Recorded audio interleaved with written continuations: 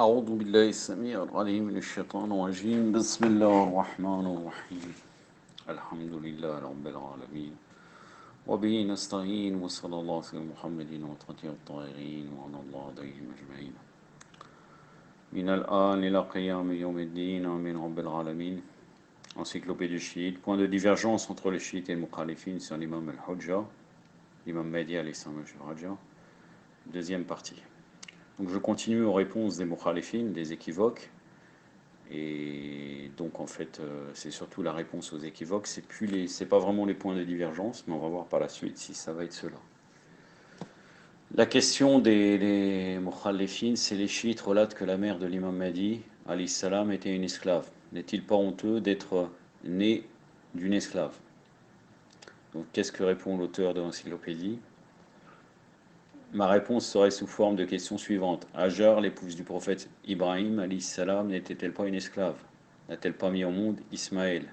Alayhi wa afdallah salat ala Muhammad wa ali Muhammad. Le prophète Mohammed sallallahu alayhi wa alayhi n'est-il pas l'un de ses descendants directs? S'il est acceptable que le prophète Mohammed soit le dernier des prophètes, être un descendant d'Ismaël qui est né par une esclave, qui est issu d'une esclave, il y a vraiment des problèmes de traduction car vous imaginez qu'à chaque fois qu'elle parle de naître, elle parle de soutenu. Par exemple, le titre, c'était les chiites relatent que la mère de Imam Mahdi était une esclave, n'est-il pas honteux d'être soutenu? Je ne comprends pas du tout pourquoi il a traduit par soutenu. Je ne sais pas, je ne comprends pas. Pourtant, on ne dirait pas que c'est pas de la traduction Google. Donc, je ne sais pas comment on arrivait à soutenir. Là, par exemple, il a dit qu'il a été soutenu par une esclave pour Ismaël. Donc là, je continue. Et être un descendant d'Ismaël qui est issu d'une mère esclave. Peut-être on peut dire cela. Ainsi, pourquoi cette éventualité devrait-elle être honteuse pour l'imam al-Mahdi? La mère de l'imam Mahdi se nommait Nargis, alayhi salam. Elle était une captive romaine qui fut achetée par l'imam Hassan Askari, alayhi salam. Puis mariée, elle avait réellement vu Fatima, alayhi salam, dans un rêve, lui indiquant de voyager près de la frontière, où l'armée musulmane combattra pour qu'elle devienne capturée et être vendue à l'agent de l'imam al-Askari, alayhi salam. Je dois mentionner que la naissance d'Al-Mahdi était un événement entouré de secrets. L'autorité abbasside savait qu'Al-Mahdi sera le fils du 11e imam des Ahlul Bayt et provoquera une révolution. L'autorité attendait pour le capturer et le tuer. En raison de cette situation prophétique, l'imam Hassan Askari, alayhi salam, le père du Mahdi, n'a pas mentionné l'identité de la mère d'Al-Mahdi. C'est ce qui créa la confusion parmi les critiques sur le chiisme. Une variété de noms a été employée dans un effort de duper les autorités et de les empêcher de l'identifier. Cela faisait partie du plan pour protéger Al-Mahdi, si son père aurait légèrement négligé de protéger son fils. Il est clair qu'Al-Mahdi n'aurait pas survécu. L'histoire de la naissance.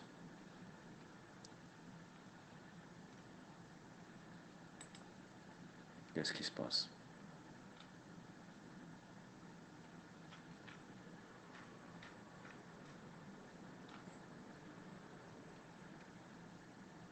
L'histoire de la naissance de l'imam al-Mahdi est comme celle de Moussa, Moïse, alayhi afdallah salat ala Muhammad wa alim.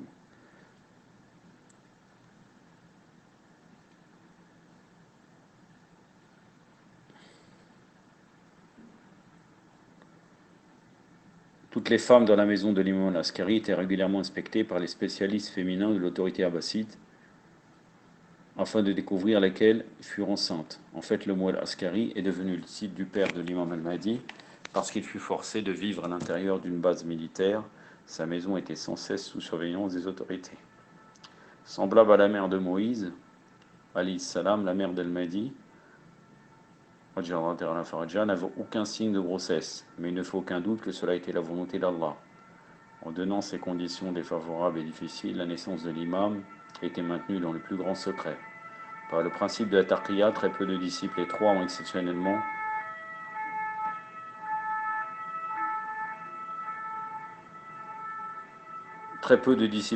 furent au courant. Non, pardon. J'essaye de formuler, il y a un grand problème de traduction là aussi. Très peu de disciples furent instruits de sa naissance. L'accouchement de l'imam al-Mahdi constituait une menace explicite à la naissance de l'imam Mahdi constituait une menace explicite à la continuation du gouvernement corrompu. Cette situation est mieux comprise lorsque nous analysons les premières années de l'islam, lorsque le prophète sallallahu alayhi wa sallam prêcha la religion dans le plus grand secret à quelques fidèles disciples. Le prophète craignait pour la vie de ses croyants et en tant que tel, il leur a interdit d'indiquer l'information afin de ne pas compromettre sa mission.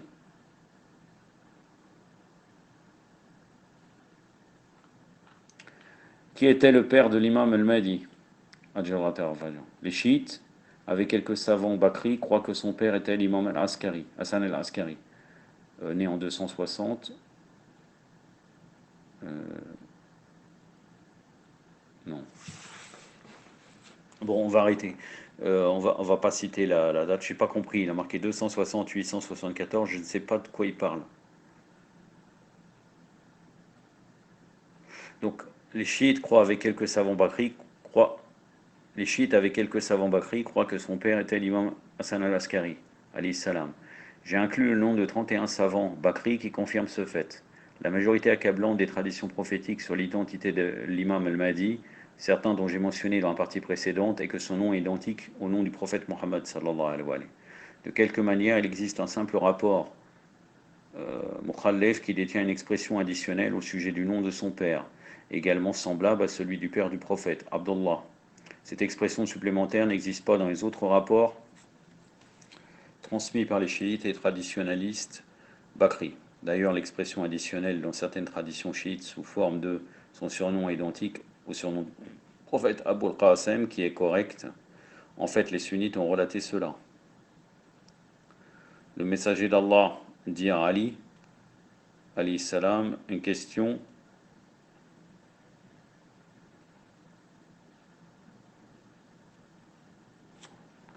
Vraiment, aujourd'hui, je vous avoue que j'ai énormément de problèmes pour lire ce qu'ils ont indiqué. C'est très mal formulé. Donc là, il est marqué, une question sera soutenue de toi.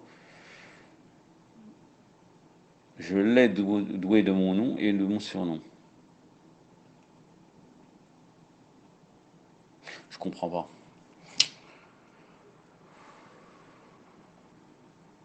Donc là, on va dire qu'il parle de l'imam Mahdi, et il dit je l'ai doué de mon nom et de mon surnom. Hein, mais franchement, je ne suis pas sûr. Donc là, les références Bakri, il faudrait revenir pour voir le hadith, qu'est-ce qu'il dit réellement. Saïd Tirmidhi, volume 5, page 137, Sunan Abu Daoud, volume 4, page 292, Mustadrak al-Hakim, volume 4, page 278, qu'il a indiqué authentique, basé sur les critères des deux chers, al-Bukhari et Muslim. Marifat Ulum al-Hadith par al-Hakim, page 189, Musnad Ahmed ibn Hanbal, volume 1, page 95. Fadail al-Sahaba par Ahmed ibn Hanbal, volume 2, page 676, tradition 1155. Tabaqat par Ibn Sa'd, volume 5, page 91. Le simple rapport qui a l'expression additionnelle que le nom de son père est identique que celui du prophète a été probablement fabriqué par Abdullah ibn al-Hassan, décédé en 145, 762 de l'ère 145 de l'Hégire, 762 de l'ère chrétienne, qui eut un fils nommé Mohammed, ayant les surnoms de Nafs al-Zakir et Mehdi. Voir Ibn Tatuqa del-Fikr fil Adab el-Sultaniya, page 165 et 166. Abdullah a usé son influence et ses biens pour soutenir la révolte de son fils. Abdullah protégea son fils à plusieurs fois. Pendant la ruée omeyyade, quand il lui a demandé la raison, il a répondu: quelle idée, son temps n'est pas encore venu. Mouroujad d'Arab par al-Masoudi, volume 6, page 107 et 108. Dans la première lettre que Mohammed a écrite au calife al-Mansour, il a transcrit de Mohammed ibn Abdullah Mehdi. Tabari, volume 3, page 29, Ibn Kassir, volume 2, page 85, Ibn al-Khaldoun, volume 4, page 4. Ibn Abdullah entreprit ses objections à la fin du règne, ses critiques à la fin du règne omeyyade. Mohammed devint puissant et prêt à recevoir l'appui du dernier calife omeyyade nommé Marwan ibn Muhammad, décédé en 132 de l'Hégire chrétienne, de 132 de l'Hégire, 750 de l'ère chrétienne. Cependant, le calife ne lui prêta aucune attention. Abu al-Abbas el-Falastid et Marwan, Mohammed ibn Abdullah tâche de gagner la puissance pour son intérêt et se prétend être El-Mahdi. Marwan répondit, que peut-il faire de moi? El-Mahdi n'est ni lui ni aucun des descendants de son père, il sera le fils d'une esclave. Maqatet et Talibin, par Abul Faraj al-Isfahani, publication en Arabie Saoudite, page 247 et 258.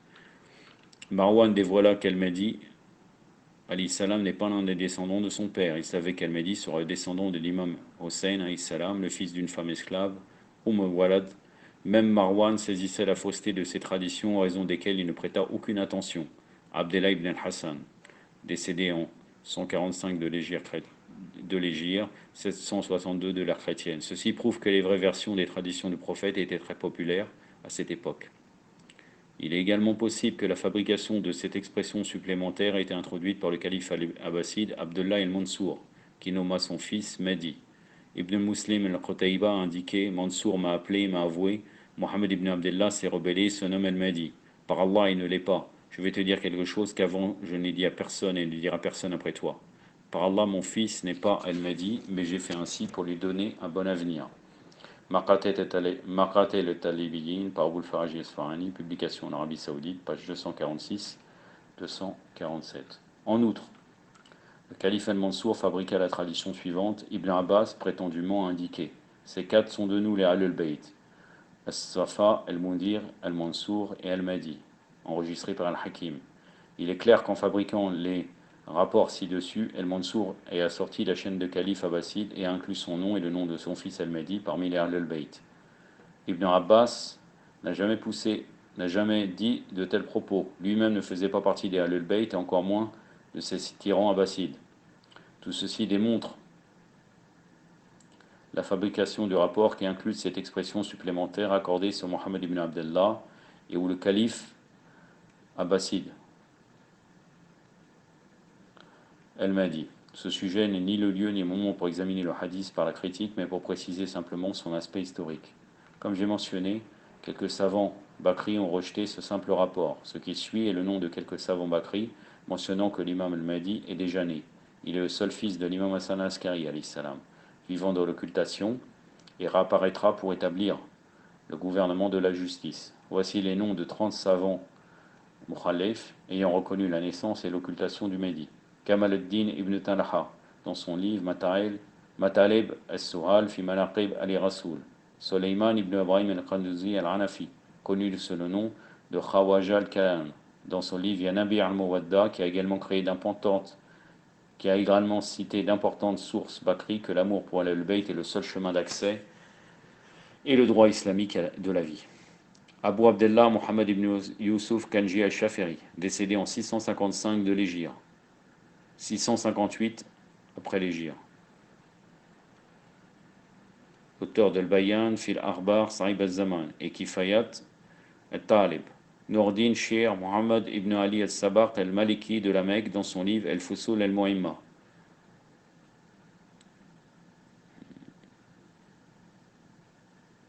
C'est indiqué page 310 319, je suis étonné. Je ne pense pas. Ahmed ibn Ibrahim ibn Hachem el-Baladouri est l'un des grands savants et traditionalistes qui affirme également l'imama et l'occultation du 12e imam dans son livre intitulé El-Hadith el-Mutasalsal. Ibn Arabi al-Zindir, Muhib al-Din Ali Muhammad ibn Arabi al-Ambali, dans son livre El-Futwat al-Mekkiya, chapitre 366, traite d'un compte-rendu détaillé de la naissance d'Al-Mahdi, fils de Al-Askari, alayhi salam, et de sa réapparition avant le jour de la résurrection. Ibn Kashab, Abu Abdullah Muhammad ibn Ahmed ibn Ahmed ibn Khashab, a donné un compte-rendu détaillé du 12e imam dans son livre intitulé biographique Tawarir al-Mawalid al-Imma wa Fiyatihim. Shir Abdullah al-Sharani, décédé en 905 après l'Hégire. Le célèbre soufi dans son livre Yaqaqid, chapitre 66, traite de la naissance et l'occultation du 12e imam. Il a également largement parlé de l'imam al-Mahdi alayhi salam dans son livre Aqaid al-Akabir. Shir Hassan, un Irakien qui accepte le 12e imam, fait l'éloge de Sharani comme un pieux et érudit ascétique et raconte l'histoire de Sharani avec la réunion avec le 12e imam. Sayyid Ali, connu sous le nom de Al-Khawas, le professeur de Sharani, il croit également au 12e imam et confirme le Shir Hassan au sujet de la réunion du Sharani avec le 12e imam. Nourdin Abdelrahman ibn Ahmed, connu sous le nom de Moulad Jamir, dans son livre Shawahid al-Nubuwa, la preuve de la prophétie de Mohammed, donne un compte de la naissance du 12e imam, sallallahu alayhi wa alayhi. Et sa déclaration est tout à fait en accord avec les chiites. Mahmoud Mohammed ibn al-Bukhari al-Hanafi, connu sous le nom de Khawaj al-Parsa, dans son livre Fas al-Khitab, donne le compte de la naissance, l'occultation et la réapparition du 12e imam. Shir Abdul Haq al-Dalawi, dans son livre Jaz al-Qulub, raconte les déclarations de Hakima, la fille du 9e imam, alayhi salam à l'imam Mohammed Taqi al-Jawad, qui a reçu l'ordre du 11e imam, l'imam Askari, de rester avec Narjis, la mère de l'imam, au cours de la dernière nuit à la fin de laquelle elle donna naissance à son fils. Sayyid Jamaldin Hosseini, Muhaddis, qui est l'auteur du célèbre livre Rodat al-Adab, selon Dayar al-Bakri, Qari Moula Ali, Abdul Haq al-Derlawi, Rodat al-Adab, Rodat al-Arbab est l'une des sources fiables de référence. L'auteur mentionne le 12e imam dans la plupart des termes élogieux. Il déclare la naissance de la bonne augure, de la perle du vicaire précieux et de la guidance a eu lieu le 15 du mois de Charban, au cours de l'année 225 après l'Hégire à Samara. Il a décrit l'imam dans les termes suivants: El-Mehdi el-Muntadar, le Mehdi attendu, Khalaf al-Salih, le pieux successeur, Sa'ib al-Zaman, le maître du temps. Quand on voit ce qu'il dit là, on peut se poser la question s'il ne faisait pas taqiyya. Et l'Arif Abdurrahman al-Soufi, dans ses œuvres Mirat el-Asrar, le miroir des mystères, donne un compte rendu détaillé de la naissance et l'occultation du 12e imam. Ali Akbar, fils d'Asadullah al-Mardoudi, dans son livre Mukashifat, Vision, qui est un commentaire de Nafas el-Uns par Abdurrahman el-Jamir, affirme l'existence du Mehdi comme étant le pôle de la guidance après son père, l'imam Hassan Askari, qui est également le pôle de la guidance et de l'imama. Ça, c'est une référence soufie. Malik el-Rolama Dabadi, qui est un savant bien connu dans son ouvrage Hidayat el-Sa'ada, a confirmé l'imama et l'occultation d'El-Mahdi. Ali ibn Asr Jawzami Nasri, l'un des rapporteurs les plus fiables des traditions, à qui Khatib el-Baghdadi a loué dans ses travaux sur l'histoire, Kanji et Yusuf el-Shafiri, dans son livre Manaqib el-Nasr, a présenté comme l'un des maîtres d'Al-Bukhari et Muslim. Nasr affirme l'existence de Al-Qa'im Ali Muhammad, Allahumma salli ala Muhammad, le support de la famille de Muhammad, l'un des imams de la maison du prophète, dont la mission est d'établir l'islam dans le monde entier. Mullah Ali Qari, l'un des plus grands traditionalistes, dans son célèbre livre Mirqat, parle de l'imam al-Mahdi, après avoir mentionné la célèbre déclaration du saint prophète, sallallahu alayhi wa alayhi, qu'il y aura après moi 12 successeurs califes. Mullah Ali relate qu'ils soient au pouvoir ou non, ne fait aucune différence car ils sont les imams du droit.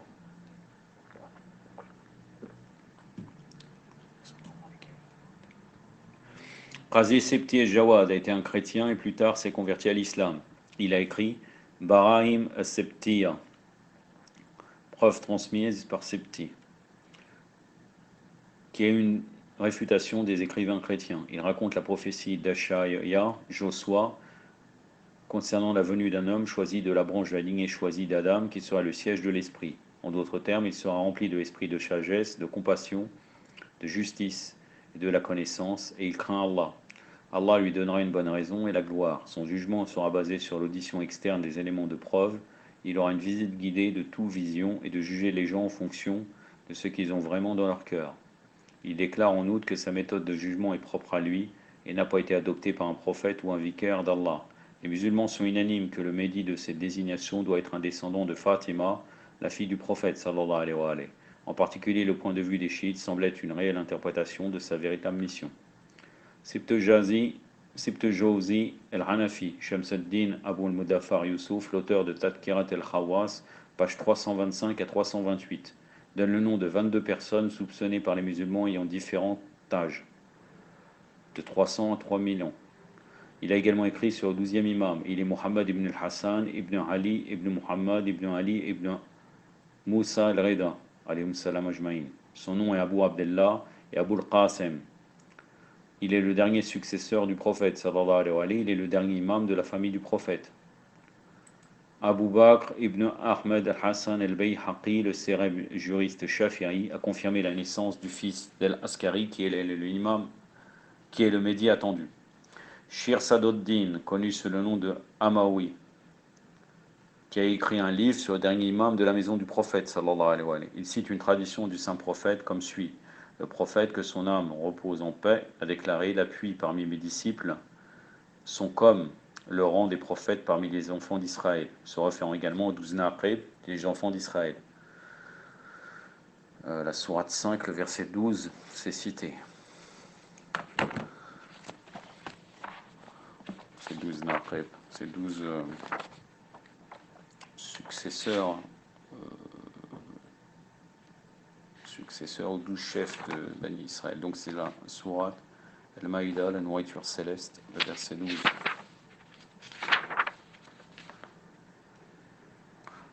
Allah a pris l'engagement des enfants d'Israël, nous avons nommé 12 chefs entre eux.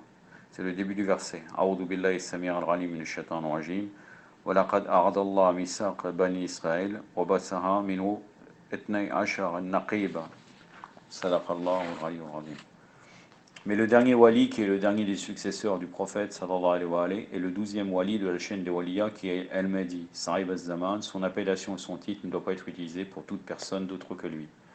Cheikh Ahmed Jami, donc c'est la 24e référence, cité par Al-Qudouzi, auteur de Ganabi al-Muadda, et Qadi Nourullah, auteur de Majalis al-Mu'minin, a composé le poème suivant. Il est le dernier imam de sa famille, il est la preuve d'Allah, Al-Hujjah, il est le maître du temps, Sahib al-Zaman, il est celui attendu, Al-Muntada. Mon cœur est beau de l'amour de Haïdar. À côté d'Haïdar, El-Hassan est notre chef et guide. La poussière sous la peau d'El-Hussein et mes larmes pour mes yeux. Zayn al-Abidin, l'ornement de tous les fidèles, est comme une couronne sur la tête. El-Baqir est la lumière de mes deux yeux. La religion de Jafar est vraie et le chemin de Moussa juste. Ô loyal, soyez à mon écoute, faisant l'éloge du roi des rois, El-Rida, enterré dans le Khorasan. Une particule de la poussière de son tombeau est le remède de toutes les douleurs. Le leader des hommes de foi est At-Taqi. Ô chers musulmans, si vous aimez El-Naqi, de préférence à toutes les autres personnes, vous avez fait la chose qui est bon et droit. El-Askari est la lumière des yeux d'Adam. Et dans ce monde, on peut être retrouvé un tel chef de commandement comme El-Mahdi. Donc, là, c'est un soufi. Il est possible qu'il serait chiite, mais il y a des soufis qui connaissent tout ça et qui restent soufis. Tout en pratiquant une jurisprudence Bakri, bien sûr. C'était une des grandes contradictions, mais peut-être qu'il faisait taqiyya. Quand on voit ce qu'il a dit, c'est très éloquent. Le 25e personne, c'est Jir ibn Amir al-Basri, a composé un éloge funèbre après les Qasida Tayya. La composition contient des vers théosophiques, des maximes, des points mystiques et questions de l'éthique. Voici quelques lignes. Ô Imam al-Mahdi, combien de temps serez-vous caché? Nous oblige, ô notre Père, à votre retour. Nous nous sentons tristes, le temps d'attente est long. Pour des raisons de ton Seigneur, bénissez-nous avec votre public. Ô pôle de l'être, Astan, ô notre bien-aimé, revenez de sorte que nous puissions jouir de la vue. Certes, c'est un grand plaisir pour un amant pour répondre à sa bien-aimée après une longue absence. Hossein ibn Hamdan el-Husseini, dans son livre Al-Hidayah, mentionne le 12e imam, le maître du temps, comme le fils du 11e imam, Hassan Askari. Le célèbre biographe Ibn al-Khalaqan, dans son livre Wafayat al-Ayoun, a donné un bref compte-rendu de la naissance de l'imam. Ibn al-Azraq, cité par Ibn al-Khalaqan, affirme l'existence du 12e imam. El-Wardi, l'historien, dans son travail, affirme la naissance du fils d'Al-Askari en 255 après l'Hégire. Seged Mourmin et Shablanji, dans son ouvrage Nour al-Absar, donne la généalogie de l'imam Mohammed al-Mahdi, Ali Salam, le 12e imam. Après ces nombreuses preuves, ceux qui nient sa naissance et son existence actuelle n'ont plus aucun argument contre ceux qui l'ont déjà accepté. Si par arrogance vous persistez, reconnaissez et étudiez la justesse de cette tradition. Le messager d'Allah sallallahu alayhi wa sallam a dit: celui qui meurt sans connaître l'imam de son époque est décédé de la mort d'El-Jaliya, jour de l'ignorance, l'époque avant l'islam. C'est tout à fait juste. Je vais arrêter ici. La prochaine fois, ça serait la nécessité sur l'existence de l'imam al-Mahdi. Toujours les réponses aux divergences que les mukhalifines ont. Je vais regarder si c'est aussi long, si c'est...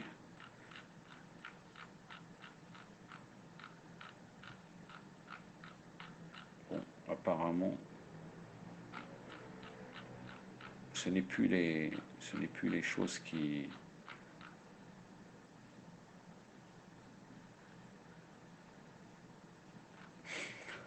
Bon, Inch'Allah, la prochaine fois, ça sera un autre sujet, hein. Comme je vous l'ai dit là, ça sera...